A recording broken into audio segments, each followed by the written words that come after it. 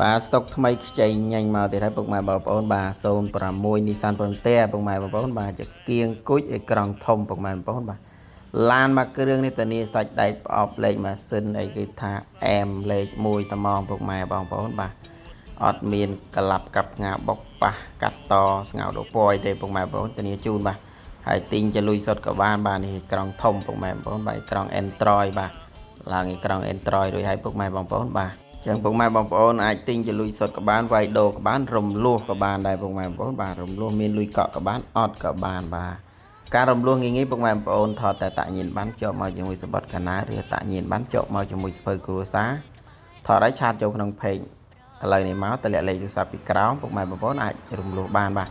ឬក៏ពុកម៉ែបងប្អូនអាចឆាតតាម Telegram លេខ3ខ្សែនៅលើវីដេអូនេះក៏បានដែរបាទមកគ្រឿងនេះតើនេះថាខ្ចីណាពុកម៉ែបងប្អូនបាទយកទៅជីយកទៅចកាយកទៅណាក៏បានដែរពុកម៉ែបងប្អូនបាទ Nissan Frontier 06បាទចលេងចគៀងគុជបាទលេងក្រង់ Android អីហើយអស់កង់អីស្អាតទាំងអស់ពុកម៉ែបងប្អូនមានឈ្នាន់ជន់មានអីបាទតបតែងដៃទ្វាដៃអីបាទតោតក្លៀងអីគឺថាមកចប់កំរាលអីបាទហើយនេះគឺទិដ្ឋភាពឃ្លាំងយើងពុកម៉ែបងប្អូនបាទ